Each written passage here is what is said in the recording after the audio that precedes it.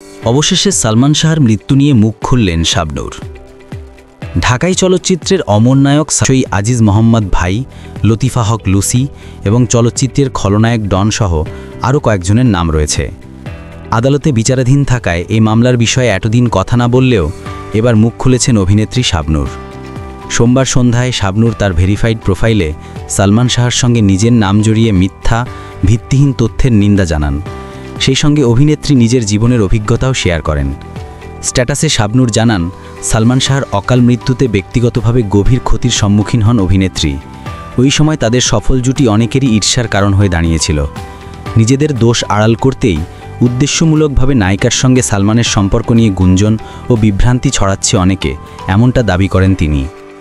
ফেসবুকে দেওয়া স্ট্যাটাসে শাবনূর বলেন, ২৯ বছর আগে কিংবদন্তি নায়ক সালমান শাহর মৃত্যুর ঘটনায় আদালতের নির্দেশে ২১ অক্টোবর রমনা থানায় একটি হত্যা মামলা দায়ের করা হয়েছে। বিদেশে অবস্থানকালীন আমি সংবাদ মাধ্যমের খবরে এ বিষয়ে অবহিত হয়েছি।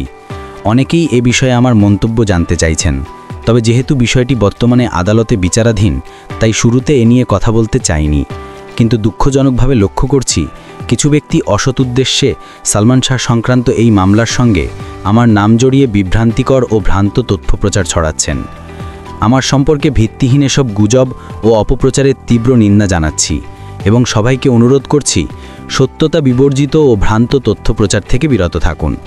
সালমান শাহ ছিল আমার অত্যন্ত প্রিয় সহ অভিনেতা। আমরা একসঙ্গে প্রায় 14টি চলচ্চিত্রে কাজ করেছি। সালমান ছিল একজন জনপ্রিয়, অসাধারণ, শক্তিমান এবং প্রতিভাবান অভিনেতা। নিঃসন্দেহে বলতে পারি তার সঙ্গে কাজ করে আমার চলচ্চিত্র কেরিয়ার বিকশিত ও উজ্জ্বল হয়ে উঠেছে। সালমান শাহর অকাল মৃত্যুতে আমি ব্যক্তিগতভাবে গভীরভাবে ক্ষতিগ্রস্ত হয়েছিলাম। আমাদের জুটির সাফল্য একসময় অনেকেরই ঈর্ষার কারণ হয়ে দাঁড়িয়েছিল। তার মৃত্যুর পর কেউ কেউ হয়তোবা নিজেদের বাঁচাতে উদ্দেশ্যমূলকভাবে আমার সঙ্গে সালমানের সম্পর্ক নিয়ে নানা গুঞ্জন ও বিভ্রান্তি ছড়িয়ে থাকতে পারে। আমাদের নিয়ে অনেক জলঘোলা হয়। এই ধরনের ভিডিও পেতে ভিডিওতে লাইক, কমেন্ট, শেয়ার করে চ্যানেলটি সাবস্ক্রাইব করে দিবেন।